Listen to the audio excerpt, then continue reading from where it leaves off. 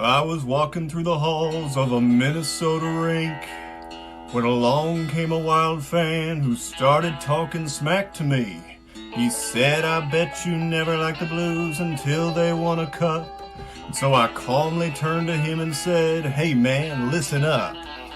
I admit it's pretty great to win Lord Stanley's prize, but listen, I've been waiting for this moment my whole life. Yes, sir, I'm a Blues fan. Yes, sir, I'm a Blues fan. Heartbreak's all I knew, man. That team from old St. Lou, man. Got a cup in here, 52, man. Give me a Let's Go Blues.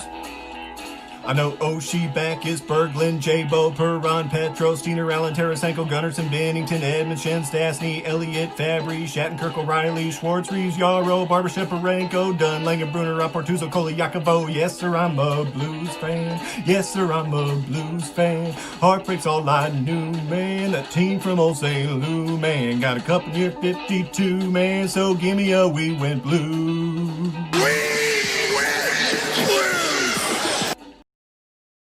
Hello and welcome to Blue Notes, located on the best city on the Mississippi, the best in the Midwest. We've got that Stanley Cup power, too sweet to be sour. And if you're still clueless, we are talking about St. Louis. We are your home for St. Louis Blues coverage on the Hockey Podcast Network. I am one half of your Blue Notes team, Tom Franklin, joined by my teammate, my homie, my comrade, whatever you want to call him. He goes by many names, but he's also called Wags. How's it going, bud? Oh, it's going well. Just shaking off a 1-goal loss in our hockey game earlier and dealing with a little sore ribs after an elbow in front of the net. But you know what? We're talking about the Blues, and that always gets me hyped up, even if it is stomach-turning moments. But it's still hockey, and I still love it. Yeah, your stomach's been through some assault this year. I mean, not just, because of the surgery, but also, getting elbowed in the ribs. So it's going to be my goal to make you laugh as hard as you can. So, we can actually have some tears flowing, because for the love of the game, love of the game, always, of course, you're a hockey player. Shake it off. Come on. Yep. Got to. All right. This is episode number 78 of Blue Notes. Welcome. If you have a comment you want to drop it at the Facebook, Twitter, or YouTube pages. If you're watching right now, of course, audio listeners will have this available on podcast starting on Monday. And this is the doldrums of the offseason. We have absolutely no St. Louis Blues news to report whatsoever. Nothing happened in the last week. Vince Dunn, as far as I know, still does not have a contract. That's like the one thing we're watching for. That and to see if there's any more salary cap related news. But we're just kind of sitting here as you are, just kind of waiting for the next shoe to drop, whether it's with the Blues or with the league and what they're going to do for the next season going forward. Really, I haven't even seen a lot of scuttlebutt about that on Twitter lately either. That's been kind of quiet as well. Yeah, it's been absolutely dead silent. I have heard absolutely nothing. Usually the NHL Twitter page has at least stuff coming out on a regular basis, but even that has been kind of silent. No top 10 lists, none of that stuff. It's been eerily quiet, and we still don't have any inkling of when a season could get underway. I mean, the NBA has come out and they're starting December 22nd. They agreed on that. Well, now it's the NHL's turn to figure out what they're going to do. Yeah, NBA is a little different, I guess, because you don't have as big rosters as you do with hockey. So I guess it's a little easier to manage on that end. Also, the fact, but that's another thing that NHL is going to have to deal with is they're going to be sharing a lot of stadiums with the NBA going forward. So we'll see what happens. But in the meantime, all we can do is sit back, drink our Center Ice Brewery or whatever alcoholic beverages we are having, and just trying to get through 2020. We have just under 2 months left, so let's drink to that. And then we also have hockey jerseys to give away. So our latest giveaway is a hockey jersey, but there's some caveats to that. We have a jersey giveaway going on right now at our Blue Notes Twitter page at Blue Notes Pod right there. It's very easy to see. And all you need to do is like Blue Notes Pod, like Hockey Podnet, that's the Hockey Podcast Network on Twitter, and retweet our post, which I think was like our last post or maybe like one or two posts before we posted it today. So it should be easy to find. Retweet it, and basically it's a contest within a contest. So, we want, if you retweet and follow those things, you're entered to win. But Blue Notes has to beat the other Hockey Podcast Network podcast to be able to give away this jersey. So we need you to hit that retweet button. Tell your friends to hit that retweet button so we can get you a beautiful Blues jersey. We don't want to see San Jose, the Stick Hungry podcast giving away a Sharks jersey. We don't want to see the Minnesota Wild, dorks, up in the Twin Cities give away a Wild jersey. No, we want to give away a Blues jersey, but that depends on you. So go to Blue Notes Pod, retweet our post. We have another week in this, and hopefully we can give one away here. So Guy Bensing checking in here. He's got a special Aloha commentary coming up today as we are going through our top 5 most stomach-turning moments in St. Louis Blues history. Of course, last week was number 5 when we talked about Saskatoon and the 1983 NHL Draft, and honorable mention was Scotty Bowman leaving St. Louis. Today, as you can see, we were talking about the Blues trading Pronger, as well as the honorable mention, Erik Johnson going first overall, and really both events within a year of each other, so that's kind of why we've got them grouped together here. But before we get into the meat and potatoes of that, Wags, one of your brainchilds is starting to take off here. Tell us about the Blue Notes certificate program. Yeah, so we are doing a certificate program for our guests. We wanted to find a way to get our guests involved and kind of spread the word about their time on Blue Notes. So we came up with this nice, beautiful certificate that we will email to all of our guests, and then we will actually have them write their own names on it. So they're going to have to do some work in this. They fill out the form, and then they're going to post it on their social media outlets, Twitter, Facebook, wherever they want to, basically saying, hey, look, I've been a part of Blue Notes, and there's a reason why. I did something. and we've had some good responses. Gabriel Foley, Luke Widman, both those guys have put out tweets about this with their certificates, as we're popping those up on the screen right now. And, basically we want our guests to have fun with it. It's not something that's super serious, as evidenced by, what it actually says. I was on there. I got this because I did something of importance. So we're just trying to have some fun with it. And we really appreciate, our guests that have filled this out. And as we have more guests on, we'll be sending it their way as well. And hopefully we can get some more viewership out of there. And I tell you what, Luke absolutely nailed it. So he's just done so many good things for our show.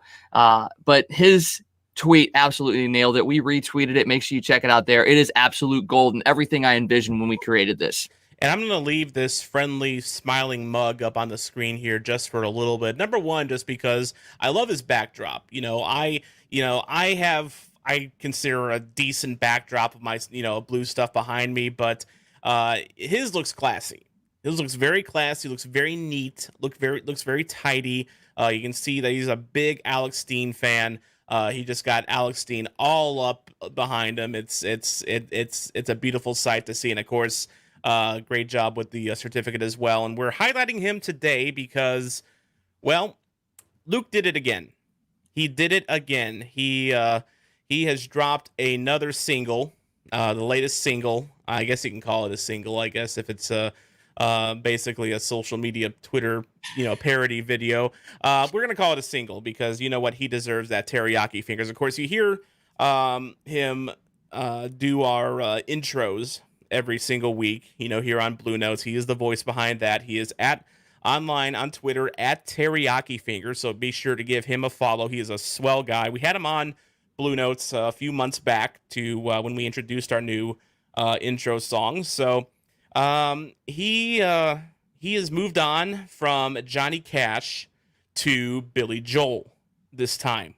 And this is an issue that strikes at the heart of just about every single blues fan. You can understand why this song was made, when you hear the lyrics and you see the content. He did a video. He did a full-blown video of this, and we're going to play it for you right now. This is the debut, the online debut. He said he wouldn't debut this himself until we did. Thank you, Luke.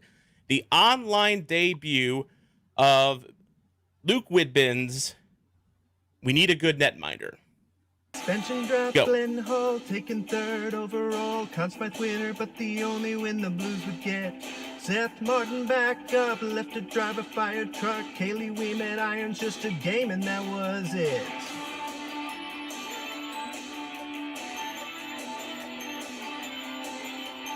Jacques Blanc retired great, back on ice to dominate. He and Glenn Hall split the Vezina, only franchise win.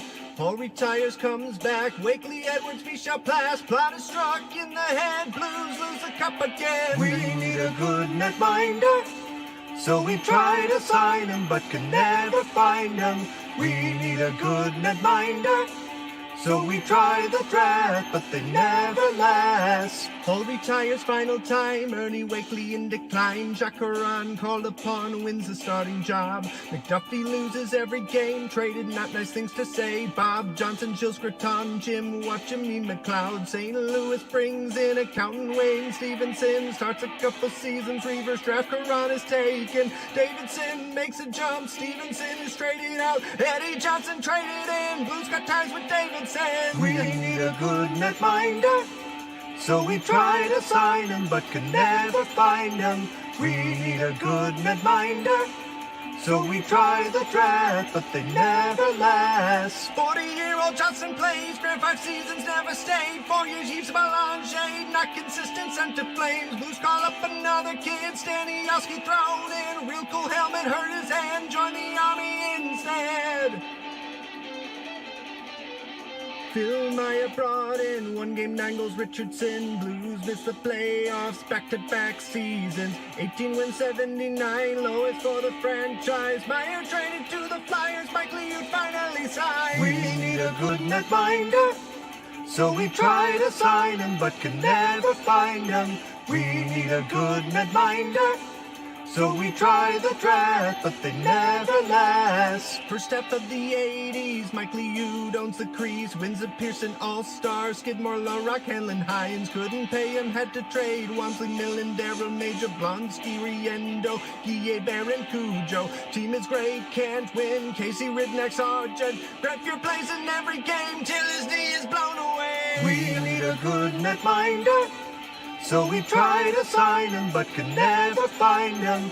We need a good netminder, so we try the draft, but they never last. McLennan, Parent, Racing, Carey, Roman, Turek, Mask is scary. Scored on from the red line. Johnson, Brathwaite next in line. Rudy, Davis, Osgood, Sanford, Grasso, Laline, Schwartz, Cashwood, Bishop, Conklin, Toivonen, Legacy, Holt, Mason. A lock in a big trade. Elliott makes big saves. Miller fails. Broder signs. Jake Allen's time to shine. Nilsson, Copley, Carter, Hutton, Allen, Flounders, drop Chad Johnson, call up Jordan Bennington. 2 backs up the cup win.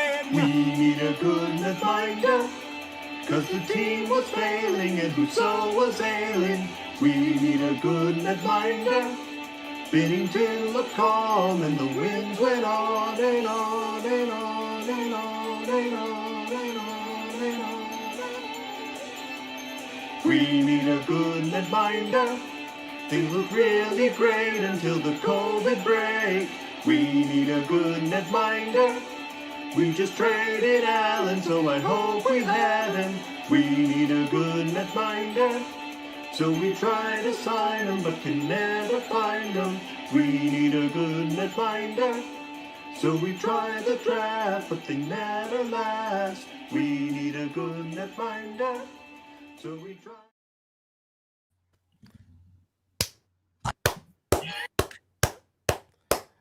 He did it again.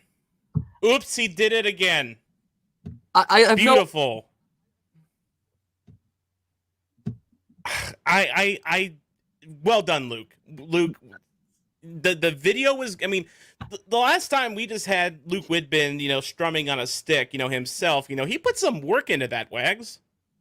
Yeah, because everything lined up perfectly. It's hard enough to get the words to line up, but to get the words and then the pictures and everything like that to line up, that's a labor of love. That's a lot of skill and talent, and amazing. And if he ever wants to move away from what he's doing now, I will be first in line to promote his stuff and get him a job doing something in that nature. Well, he's already inspired our very own Hawaii Blues fan Guy. He says he needs to step up his game. Now Luke doesn't have the benefit of beautiful Hawaiian backdrops behind him, so that's it's maybe it's not apples and apples per se, but you know what? I love the inter Blue Notes competition here, for supremacy. Now this week, in the Aloha commentary, which we're gonna get to here in just a little bit, Guy calls himself the gold standard, and he calls himself the gold standard because he has been our most frequent guest here. So we're going to play his Aloha commentary here in just a little bit. Of course, we have our list that's continuing to count down here. Blues trade Pronger at number 4. Erik Johnson drafted first overall as our honorable mention this week. Guy's got his own list going, and this is a week where he's got 2 different choices for his own top 10 list. He did the full top 10. So we're going to get to that here after we plug another one of our Hockey Podcast Network podcasts here. Guy noting that Luke can sing, but Guy cannot. After a few beers, Guy, I'm sure you can, bang out a tune in the bar somewhere. Maybe not the virtual bar, but, a real life bar. So, we'll put it this way. If Brett Hull's Gloria is any standard, I think a lot of us are safe. I think so too. And by the way, it should be noted as we're talking about Guy's singing skills, his Aloha commentary comes from a place called the Blowhole in Hawaii. So it's just if the shoe fits. So all right, we're gonna get to that here in 1 minute after we plug another one of our Hockey Podcast Network shows.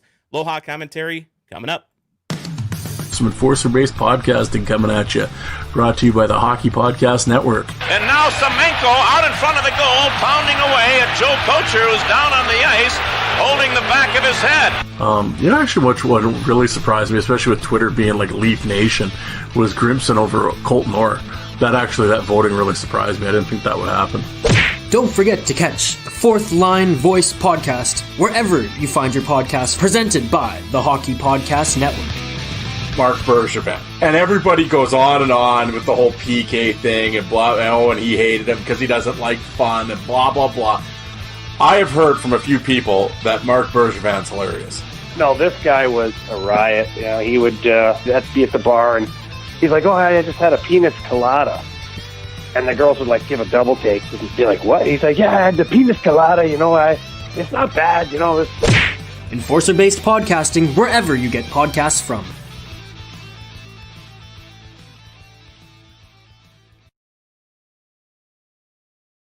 Before we get to the Aloha commentary, I do want to warn our audio listeners that Guy was at a very windy location, so you can still understand him, but just note that his audio might be a little rough a bit as he tried to go Jim Cantori on us. So, he's not just the gold standard, but, he's also our Jim Cantori here. So bear with it, but let's go ahead and play that Aloha commentary.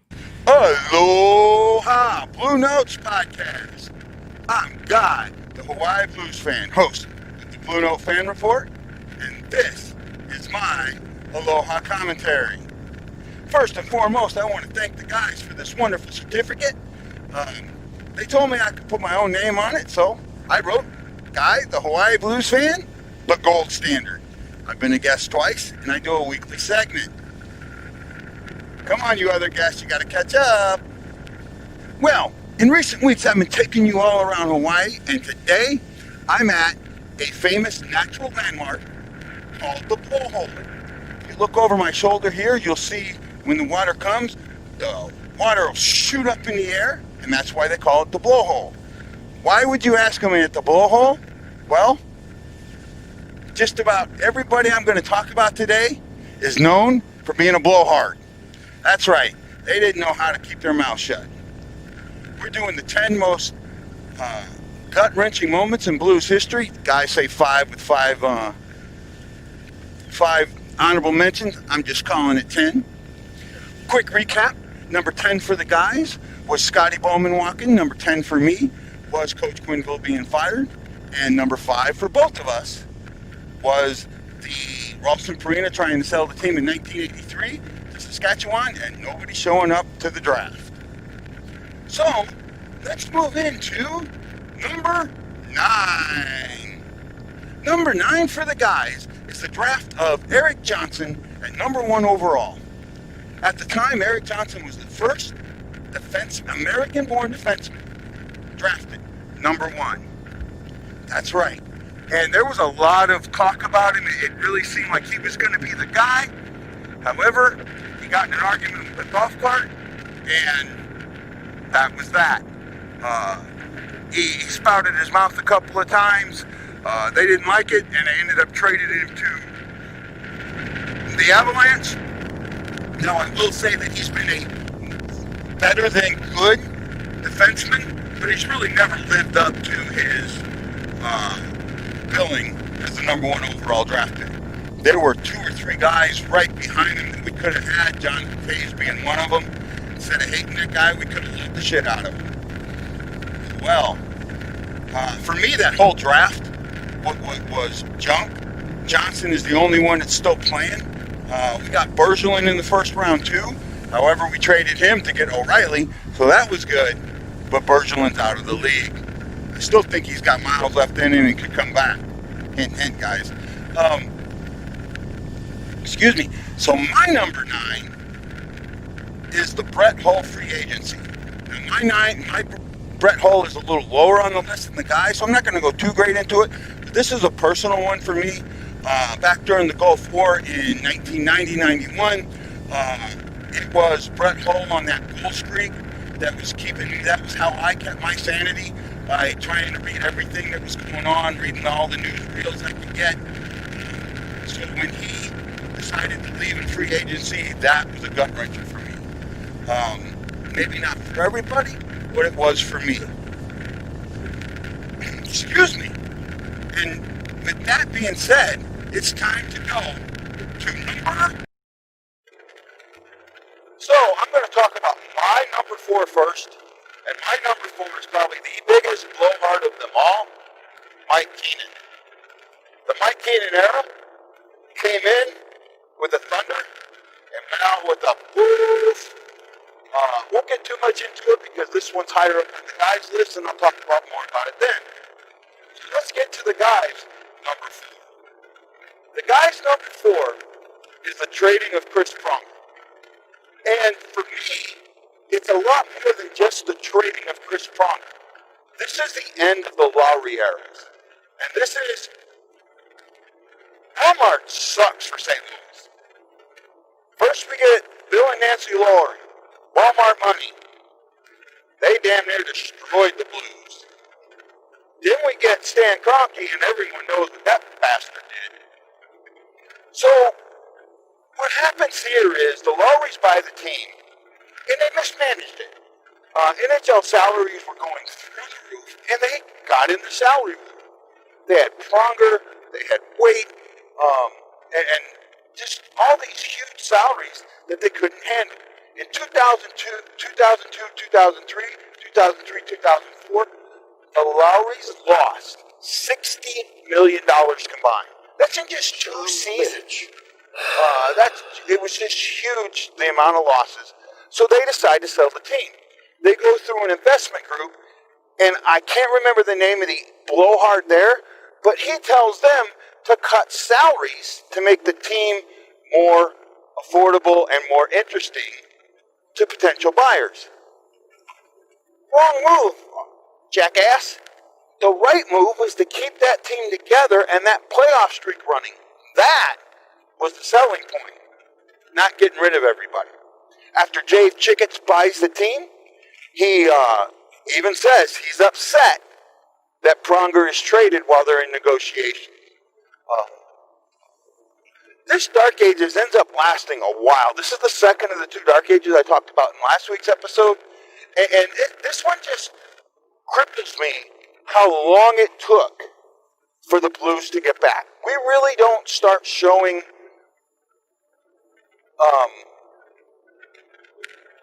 promise until 2000, 2011 to 2012, somewhere around there. So this Dark Ages is what sets up the Stanley Cup championship down the road. But this is the Dark Ages that we didn't have to go through. Had the Lowrys been smart, had they kept Pronger and some of the others, when Dave Chickens took over, he wouldn't have had dwindling attendance and no money coming in. Well, guys, I hope you guys really enjoy talking about this.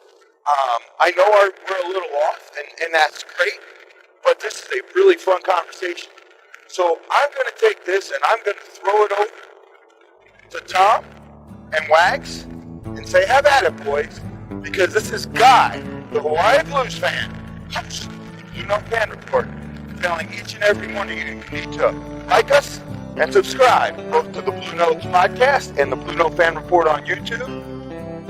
And as you see the blowhole go off, I say, aloha, mahalo, and I will see you on the next Aloha Commentary and Blue Notes Fan Report.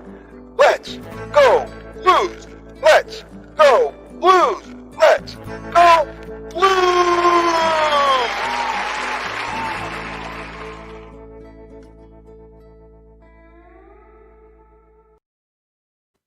And once again, that was our Aloha commentator, our Hawaii hockey correspondent, and our wildlife correspondent, Guy the Hawaii Blues fan, bringing us to the blowhole in Hawaii. And thanks for bearing through his audio a little bit. It was a little windy, and wind and microphones don't really get along. But any takeaways from his video, Wags? He talked about the Brett Hall free agency, and we were going to cover that as part of a bigger episode later, but that one, personally, as you know, as a Brett Hall, aficionado growing up, that hurt. That one hurt a lot for me too, because he was the guy that really got me into hockey. I still wear number 16 because of my love and fandom for Brett Hall. He was, for a lot of Blues fans, he is the guy that essentially built what is now Enterprise Center.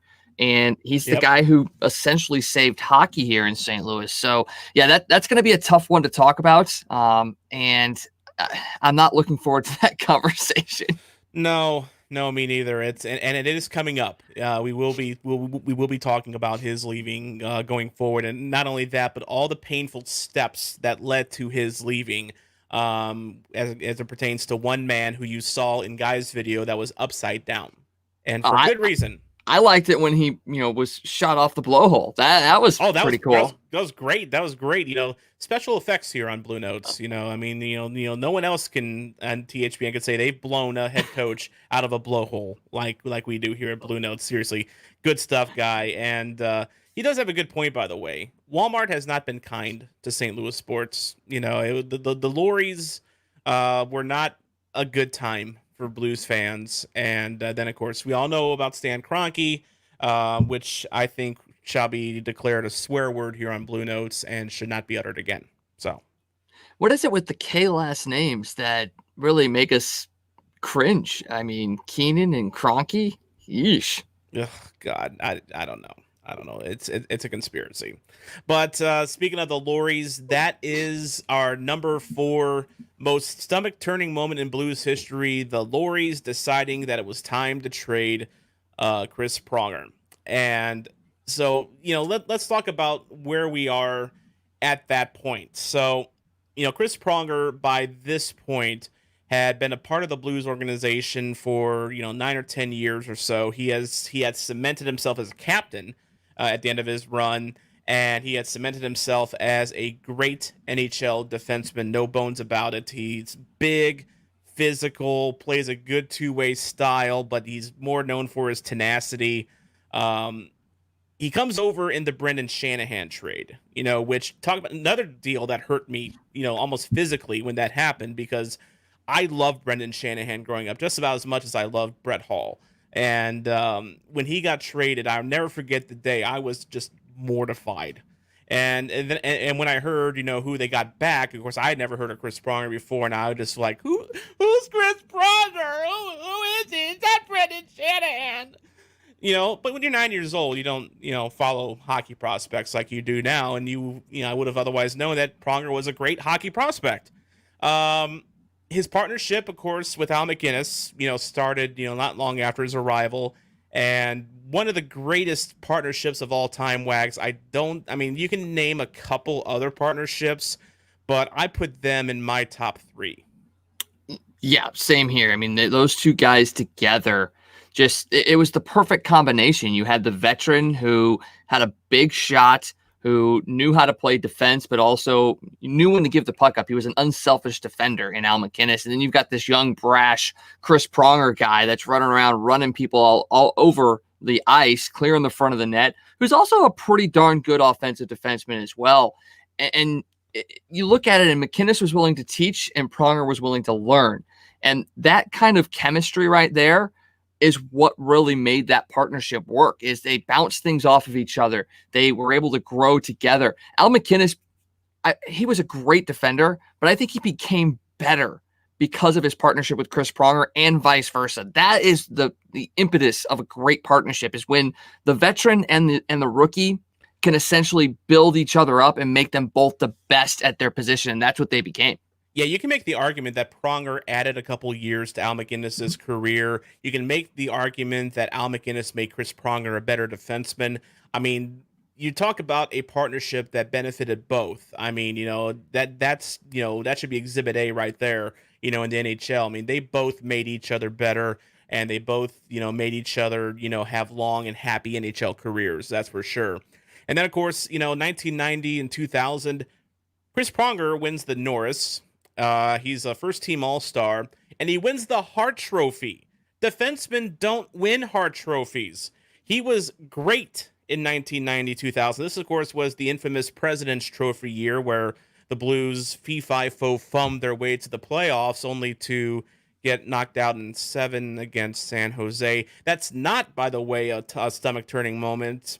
Maybe it should be, though. Maybe it should be, but we can only choose 10. So, that's our argument. But Pronger that year, 79 games played, 14 goals, 48 assists, his highest assist total in any season, 62 points, his highest points total in any season, also tied for his highest goals total.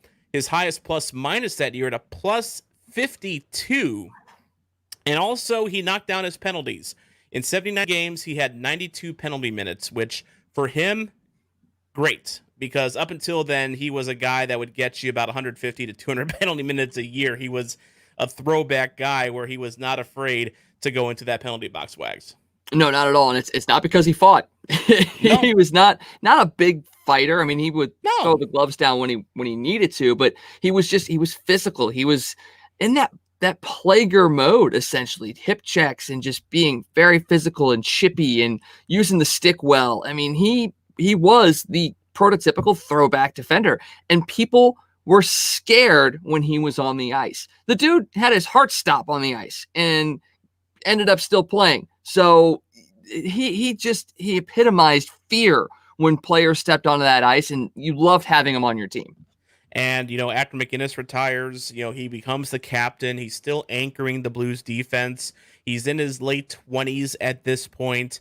One thing worth noting, though, was while he was still great, he did not play a full 82-game season in his time in St. Louis. His closest was 81 games in 97-98 and 80 games in his final season of 2003-04. But he always did seem to have something nagging him. When you're a big guy like that, he was big, but he wasn't like Zdeno Chara thick. He was kind of a little gangly. And, he would, get the, occasional knock here and there. If he's a physical player, that's going to happen, just as you play that type of a style. But apparently, this really drew the ire of the St. Louis Blues front office. And I didn't realize how bad things had gotten between Pronger and the front office until he was on Spittin' Chicklets recently. And he talked about what led up to his trade to Edmonton. Let's go ahead and play a little bit of that. Extension draft, Glenn.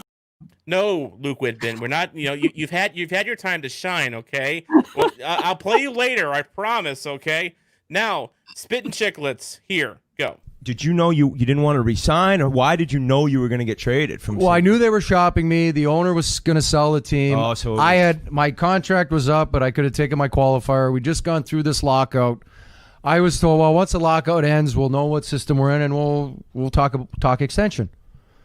Well, then there was a few choice words said about me, and I didn't take kindly to it, and there was a lot of back office stuff that I was not a fan of regarding me over the years, and I just had enough, and I said, fuck it, go ahead. Yep. Trade me right fucking now. Yeah, pretty much. Pretty much, because my agent had been hearing it for 4 years, and I'm like, I don't know why I'm the bitch. I'm the best player here. Like, why am I getting worked over by the management? Right, yeah. right. I'm doing what I'm supposed to do. And it just went from there. So, I mean, that whole episode, by the way, worth checking out. Spit and Chicklets. It was just like a couple months ago that he was on. But I the audacity of the Lorries, I didn't like them back then. And after listening to that episode, I found some way to hate them worse, Wags. Yeah, I mean, I was in high school at the time, 03, 04, that I just about graduated. And to have that moment be when he was traded, I was the same way. I did not realize the backroom shadiness that was going on in the organization at that time. Obviously, we knew the Lorries were searching to sell the team, but we didn't know that they were trying to essentially discredit their best player in order to get rid of him. Because if Pronger wasn't mad at the organization, if there was no bad blood towards the organization, it would have looked so poorly on the Blues when they traded him. Well, now all of a sudden there's bad blood. They start making things up, but it doesn't go public. All of a sudden he's out in public pissed off. Now it looks like, here's the high and mighty Chris Pronger wanting all these things, and that's why we're getting rid of him. So they were basically setting up the PR-ness of it to make it look like the Blues were getting rid of a prima donna, essentially. And now hearing all this, it doesn't surprise me that was the case, and it just makes it hurt that much more. It does. And then, the return they got for Pronger made it hurt even worse. Defenseman Erik Brewer, Doug Lynch, and Jeff Wojciechowski. Wasn't he in Transformers? That sounds about right. Isn't he the title character's name? I don't know. To be fair, Wojciechowski was a former first round pick, so he had some. I remember when the Blues got him, he was supposed to be like the future, like prospect, guy. I mean, because I think he was like 22 when they got him. So, the future was still possible for him. Doug Lynch was a second round pick. We never even saw him in St. Louis. I think he stayed in Peoria the whole time. And then, of course, Erik Brewer was a former 5th overall pick and was expected to be a solid NHL defenseman. Newsflash, he was not. There are a few players in Blues history I detest more than Erik Brewer. He had the charisma and the passion of a vacuum cleaner. And that's a little harsh to the vacuum cleaner. Well, I say that because Erik Brewer sucked, just like a vacuum cleaner. He was just like a Hoover. He absolutely sucked. So yeah, not a good return at all. But what hurts worse, Wags? That the return for Pronger was just absolute shit, or what it signaled, and that was the beginning of some painful years.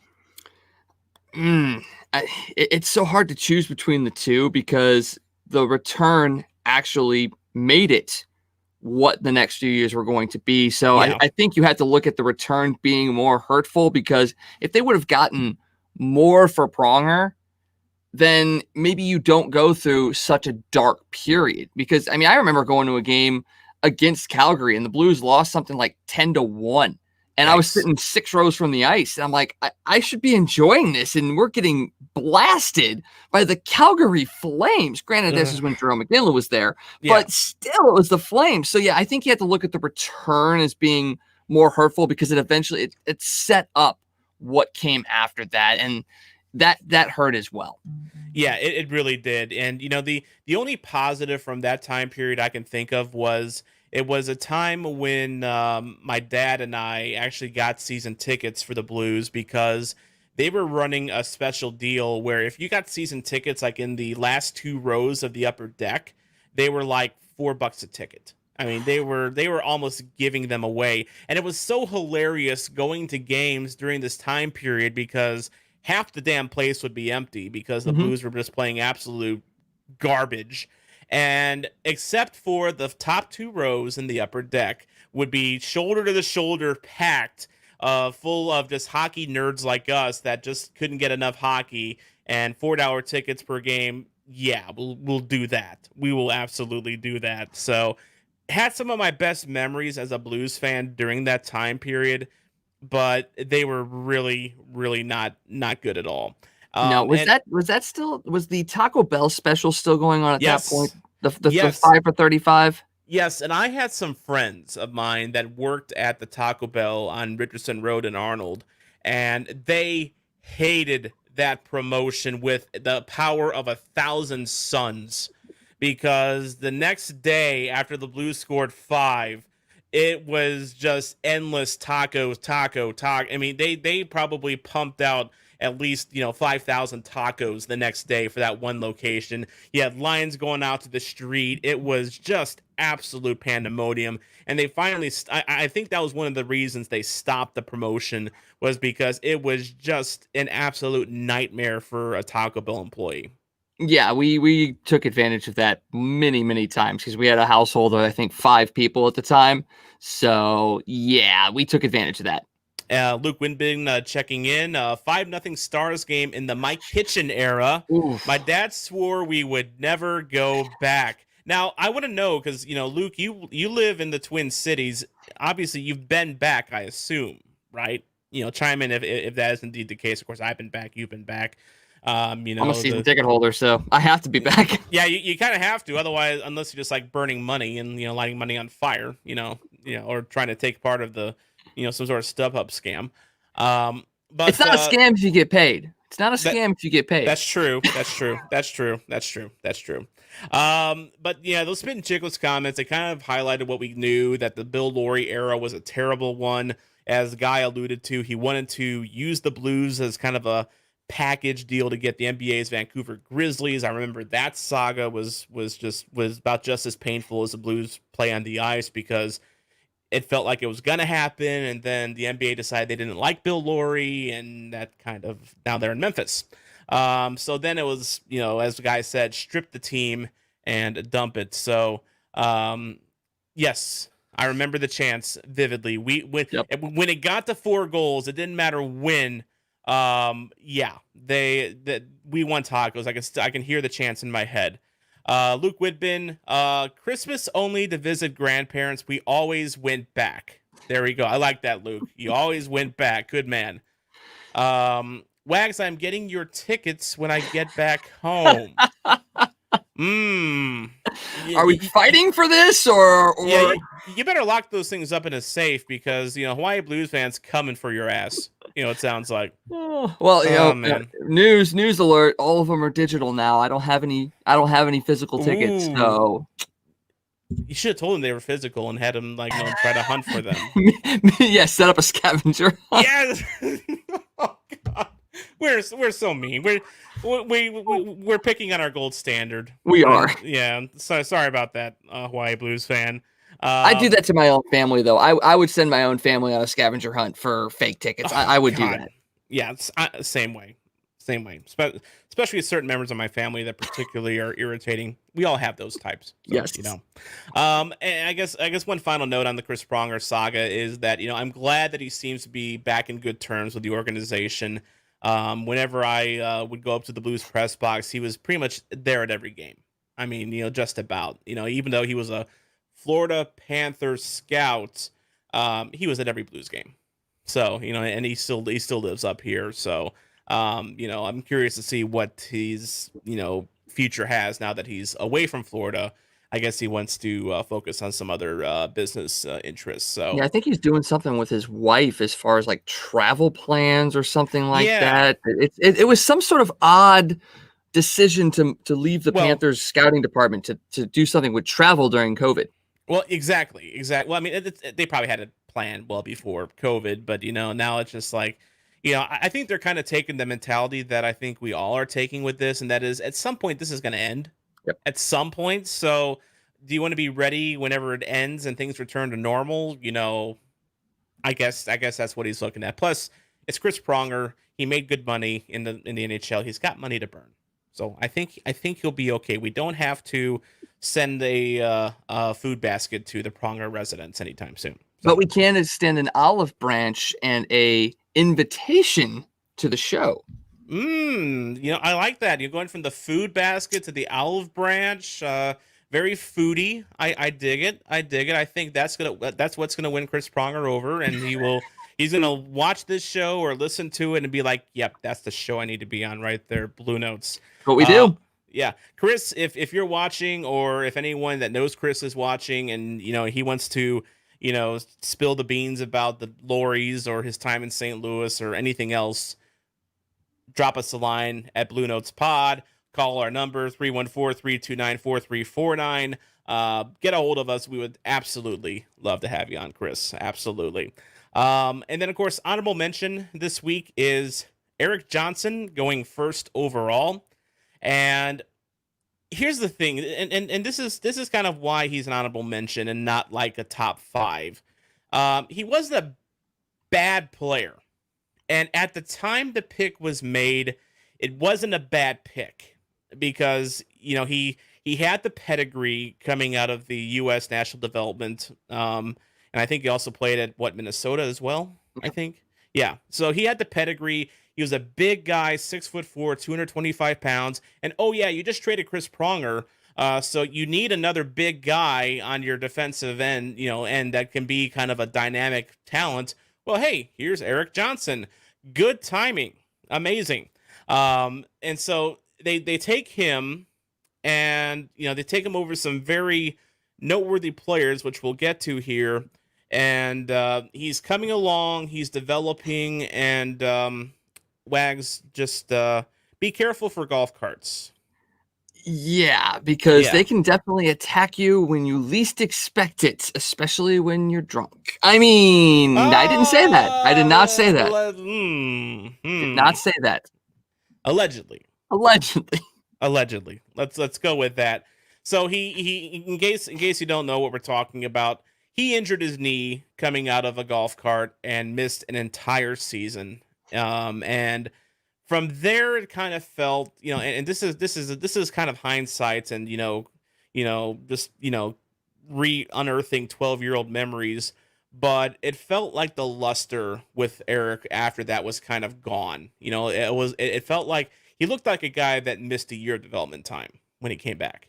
Yeah, he did. And for defensemen, I mean, you talk about high draft picks when it comes to the forwards. They're so easily plug and play that they can get in and not necessarily know the system, but still be able to produce. Defensemen take a couple years to really develop into solid defensemen. We saw that with Alex Pietrangelo. He was able to spend time a little bit with the Blues and then went back down to his team.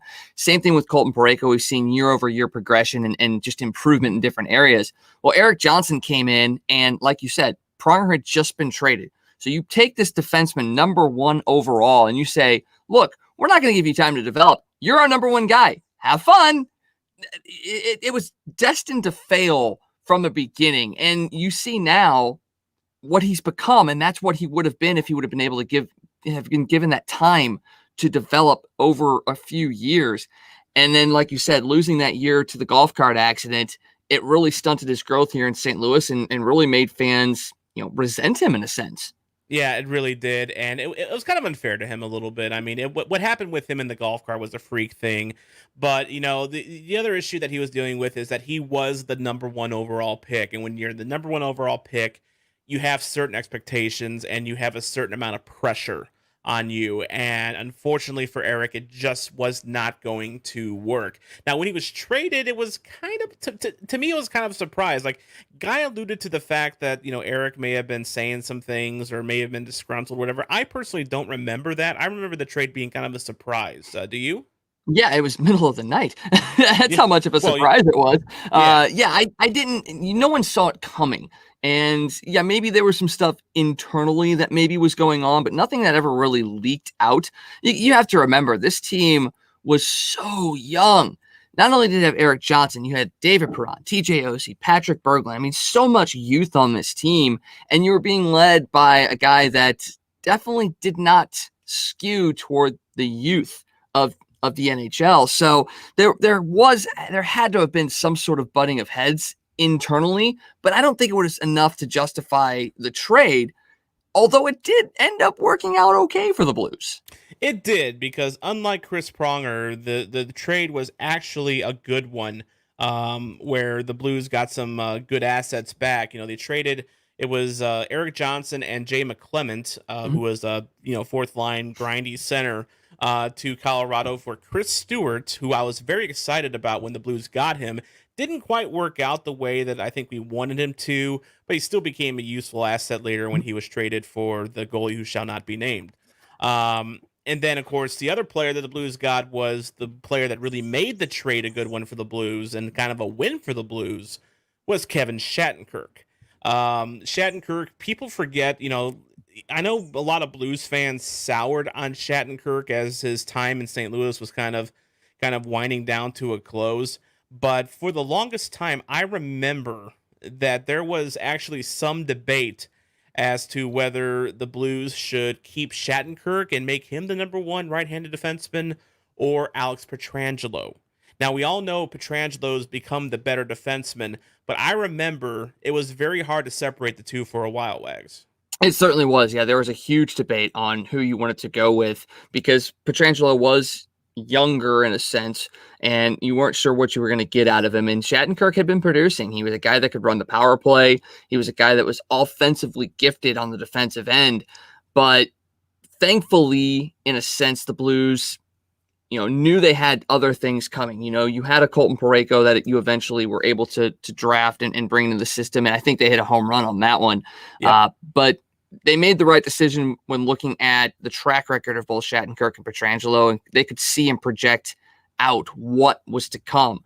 Now, you look at it and you go, hey, Pietrangelo's better defenseman. He's got a Stanley Cup. Well, guess what? Kevin Shattenkirk now has a Stanley Cup as well. So, they play two different styles. And with Shattenkirk, you're not going to get the defensive-minded guy that Pietrangelo is. It's basically two heads of the same coin. It's just one's offensive and one's defensive. I'm glad they made the decision. It hurt to see Kevin go, but he eventually got to play for his hometown team, and he eventually got a chance to win a Stanley Cup. And he still has friends on the Blues as well, so it wasn't like it was a sour move like the Pronger one was at the time. It ended up working out well for everybody, I think, outside of the injury Shattenkirk suffered in New York. Yeah, exactly. And not only that, but you were talking about the expectations of a first overall pick.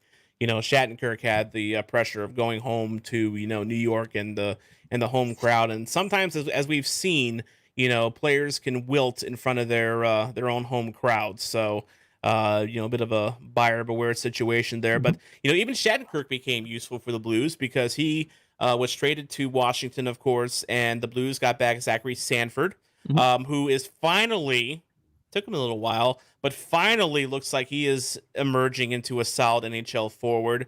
Would like to see him be a little bit more consistent, and I think that's the argument of every Blues fan. But he's, looks like he might be the second or third line left winger next year, so he's got a solid spot on this team. And of course, a first round pick in the 2017 NHL Draft, which became one of the pieces for Brayden Schenn. So. I'm not going to complain about that one at all. So, well, the one thing you forgot to mention during the Pronger thing, we did get Eric Brewer, but when we traded Brewer to Tampa, that pick eventually became Jordan Binnington. So that's right. Now looking in hindsight, how bad was that trade? When you look at it like that, it was still bad because Eric Brewer was just an absolute abyss of production for the time that he was, in St. Louis. But, it also completes a very interesting trade tree that starts with Brendan Shanahan to Chris Pronger to Eric Brewer to Jordan Binnington. The Brendan Shanahan's legacy is still alive technically 4 degrees down the line. So, we'll see how long Binnington lasts in St. Louis. But the one final thing about Erik Johnson here is, everything we talked about kind of validates Johnson a little bit, just because he goes to Colorado. And by the way, we talked to our friends at Offside by a Mile. they love Erik Johnson in Colorado. He's been a very steady, solid defenseman for them. Not a superstar, but in Colorado, he wasn't drafted first overall by Colorado. He was drafted first overall by St. Louis. So in Colorado, that expectation's off, and he can just be what he is, which is a solid NHL defenseman. Period. End of story. So happy ending for him. Happy ending for the Blues with all the maneuverings that they've been able to do since then. But it does mean that the Blues passed over on some prime talent whenever they drafted Erik Johnson. The next pick after that was Jordan Staal, who's been okay. No one worth missing, in my opinion. But the next two, actually really next three, Jonathan Toews, number 3, Nicholas Backstrom, number 4, and Phil Kessel, number 5. Kessel, you can argue, but definitely Toews and Backstrom. Wouldn't they be great in a Blues uniform? Yeah, we curse Jonathan Toews for everything that he's done to the Blues as a Blackhawk and what he's done in Chicago, winning 3 championships. But if that was all flipped and he was in a Blues uniform when all that was going on, we would be defending him to the day we die. Yeah. So, yeah, missing out on him. I mean, Nick Backstrom is another guy. I mean, I don't know if I definitely wouldn't put him in the same tier as Jonathan Toews, but he's still way up there when it comes to the offensive capabilities that he has. You have a guy like Backstrom paired up with Perron or an Oshie or a Berglund, all of a sudden that offense changes completely. And maybe Oshie is utilized in a role that he's being utilized in Washington right now and is successful in and could have changed the entire course of the franchise. And honestly, I always wanted Phil Kessel in a blue uniform. I always would trade for him in NHL. And I love his style. He's an American. We want to have successful Americans on our teams. At least I do. So I've always wanted to have Phil Kessel on this team, but I don't know if he would have fit the Blues system that they were running at the time of that, of that draft. So yeah, missing out on those 3 guys, absolutely tough, but you can't look back at it and go, oh, I wish it could have been this way. Although it is heart-wrenching, gut-wrenching to look back and see what could have been. You know who would be the happiest person in St. Louis if Phil Kessel became a St. Louis Blue? Steve Ewing from Steve's Hot Dogs? Yes, you took it out of my mouth. Literally. Right there.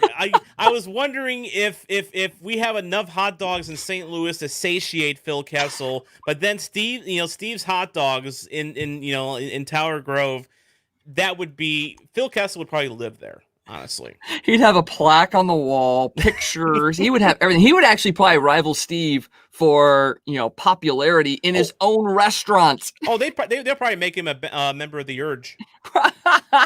Phil Kessel on the Urge. I can see that. He can play like the tambourine or something. I don't know. Something easy, something simple. But yeah. We really do think alike sometimes. We do. It's so scary. Another player that the Blues missed in the first round, although 21 others did as well, was Claude Giroux. He was picked in the 22nd overall. Of course, the Blues took Patrick Berglund, 25th overall that year.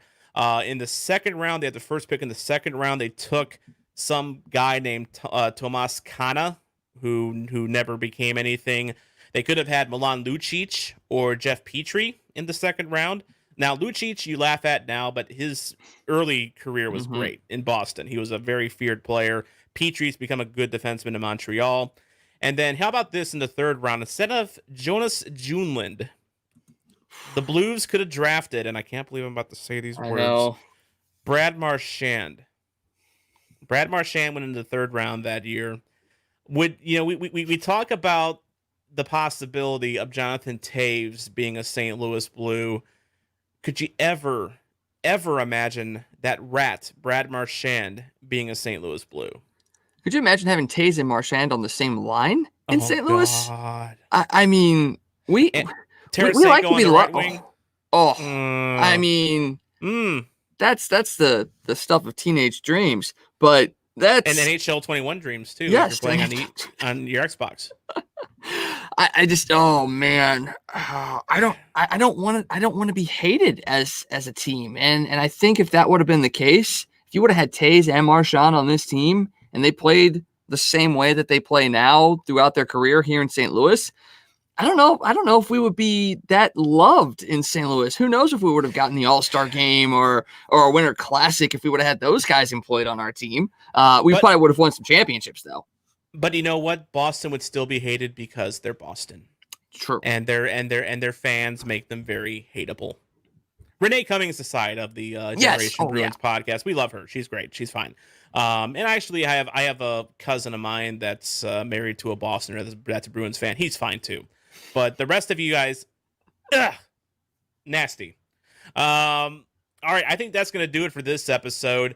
Reminder, you can listen to Luke Whitbin's new single on YouTube. We have a link in the description in our Facebook and YouTube and our audio podcast page. You can check it out there. We have our Teespring store. Of course, it's active right now. That's where Wags got his sick shirt there. Also, Hawaii Blues fan got one just like that. You saw that in the video as well. Link in the description there as well. Or you can just go to teespring.com and search for Blue Notes. It's that simple. Got our jersey giveaway going on this week at Twitter at Blue Notes Pod. Just search for our most recent post about the hockey jersey giveaway. It's got a Blues jersey image in there. Just retweet that, like Blue Notes Pod, like Hockey Podnet. You could win yourself a Blues Adidas jersey, not that fake China shit. The real deal. We don't mess around here on Blue Notes and the Hockey Podcast Network. So, I think that pretty much covers everything. Anything else you want to talk about, Wags? No, I think we're good. My stomach doesn't hurt as bad as I thought it would. Thinking about these past issues that we've had, I'm actually starting to feel a little bit okay. Want to thank Dan Ferris for streaming on his Roku. I actually, I guess he'd be watching on YouTube on Roku, I guess that would be. So thank you very much. And actually it shows he's watching on Facebook. So thank you very much. We can, we're on Roku, we're on the Fire Stick, we're on any streaming device you can imagine. Don't forget the Blue Note fan report. Our buddy Guy, the YA Blues fan, link in the description below, and YouTube, Facebook, and the audio podcast as well. And one final note about Brad Marchand. Guy says we would run him out. We have never liked dirty players. Which, I don't know. I feel conflicted on that, Wags. I feel that we've had a few dirty players in our time that we've celebrated. Yeah, I would say so. I mean, remember Mike Danton? Oh yes, yeah. He tried to kill his agent. Which that whole story is something that you could really dive into, and there's a lot there. But yeah, we definitely employed some goons. Yeah, that deserves its own podcast series someday. You know, the Mike Danton story, crazy story right there. But we don't have time for that today, so we are going to wrap it up here. I want to thank you for listening, because without you, there is no me, there is no Wags, there is no Hawaii Blues fan, and there is no Hockey Podcast Network. I'm Tom Franklin, reminding you to not be a chump and always play to the whistle. Luke Whitbin, play us out. Expansion draft, Glenn Hall, taken third overall. Conn Smythe winner, but the only win the Blues would get. Seth Martin back up, left to drive a fire truck. Kaylee we met Irons, just a game, and that was it.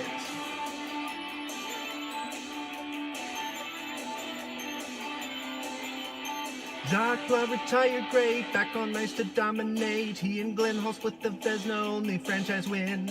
Paul retires, comes back. Wakely, Edwards, Michel Plass. Plot is struck in the head. Blues lose the cup again. We need a good netminder, so we try to sign him, but can never find him. We need a good netminder, so we try the draft, but they never last. Paul retires final time, Ernie Wakely in decline. Jacques Caron called upon, wins the starting job. McDuffie loses every game, traded, not nice things to say. Bob Johnson, Jill Scraton, Jim Watchamy, McLeod. St. Louis brings in accountant Wayne Stevenson. Starts a couple seasons, reverse draft, Caron is taken. Davidson makes a jump, Stevenson is traded out. Eddie Johnson traded in, Blues got ties with Davidson. We need a good netminder, so we try to sign him, but can never find him. We need a good netminder, so we try the draft, but they never last. 40-year-old Johnson plays, grand 5 seasons, never stayed. 4 years, Yves Belanger, not consistent, sent to Flames. Blues call up another kid, Staniowski thrown in. Real cool helmet, hurt his hand, join the army instead. Phil Maya brought in 1 game, 9 goals. Richardson. Blues missed the playoffs back-to-back seasons. 18 wins, 79, lowest for the franchise. Meyer traded to the Flyers. Mike Liut finally signed. We need a good netminder, so we try to sign him, but can never find him. We need a good netminder, so we try the draft, but they never last. First step of the 80s, Mike Liut owns the crease. Wins a Pearson All-Star, Skidmore, LaRock, Hanlon, Hines. Couldn't pay him, had to trade. Walmsley, Millen, Darryl, Major, Blonsky, Riendo, Guille, Barron, Cujo. Team is great, can't win. Casey, Ridnack, Sargent. Grant Fuhr plays in every game till his knee is blown away. We need a good netminder, so we try to sign him, but can never find him. We need a good netminder, so we try the draft, but they never last. McLennan, Parent, Racing, Carey, Roman, Turek, Mask is scary. Scored on from the red line. Johnson, Brathwaite next in line. Rudy, Davis, Osgood, Sanford, Brasso, Laline, Schwartz, Cashwood, Bishop, Conklin, Toivonen, Legacy, Holt, Mason.